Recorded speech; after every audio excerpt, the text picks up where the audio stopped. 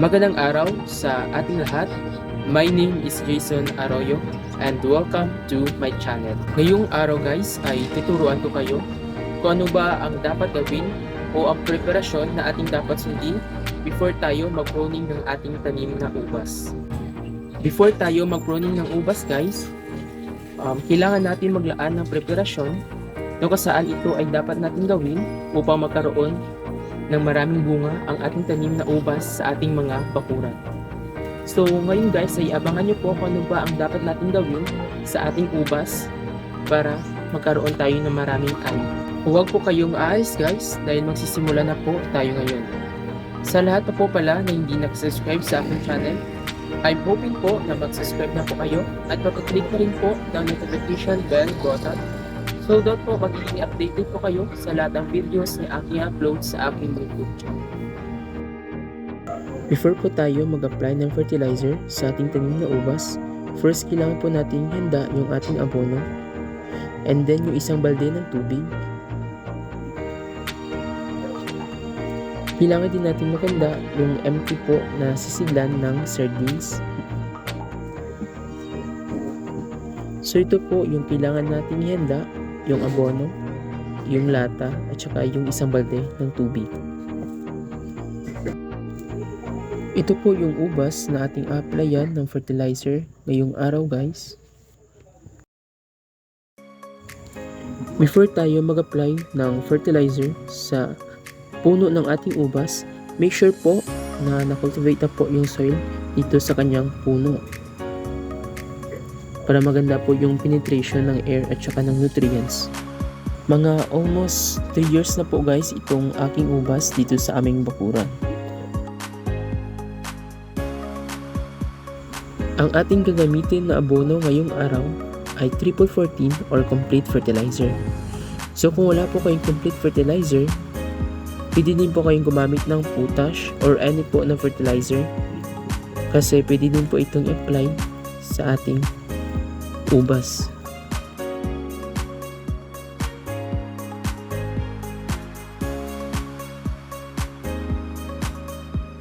So ngayon ay kukuha po tayo ng isang lata ng abono.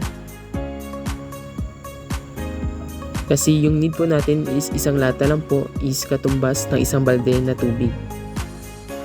Yun po yung ratio sa ating pag-apply ng fertilizer. So yung gagawin natin is ihalo lang po natin yung isang lata ng abono sa isang balde ng tubig.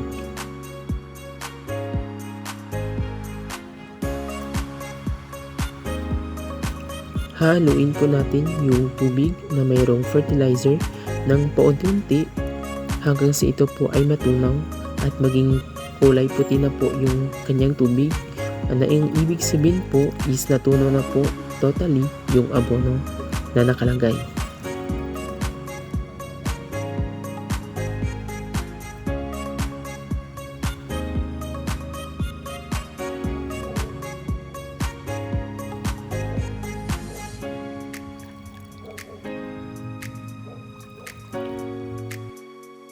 So ngayon ay magsisimula na tayo sa pag-apply ng fertilizer sa puno ng ating ubas.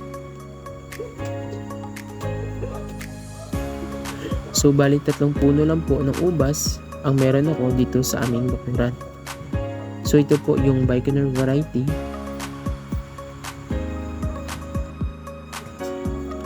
Yung application po ng fertilizer guys is pwede po 2 to 3 po na tabo ang pwede natin i-apply sa puno ng ating ubas.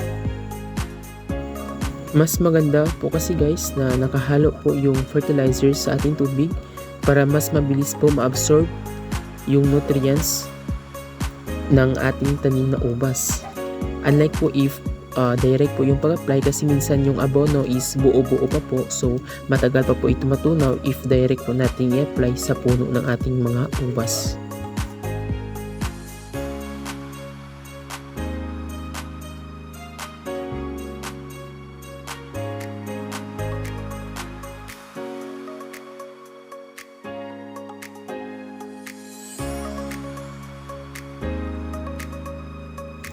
At yun guys ay natapos na rin tayo sa pag-apply ng fertilizer sa aking tanim na ubas.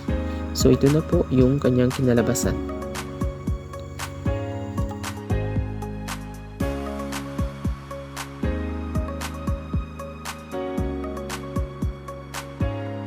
So ano ba ang purpose ng ating paglalagay ng fertilizer 2 weeks before tayo mag-grow ng ating tanim na ubas?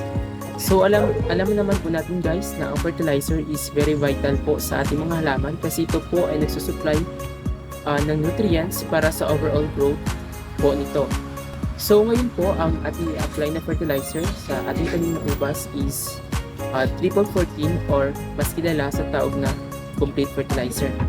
So ano ba ang complete fertilizer? So ito po ay nagtataglay ng tatlong major nutrients na tinatawag na NPK or nitrogen, phosphorus at potassium na primary needs po talaga ng ating tanim upang ma-maintain po yung overall vigor nito. Sa lahat po pala ng interested sa cuttings, meron po akong dalawang varieties na available po.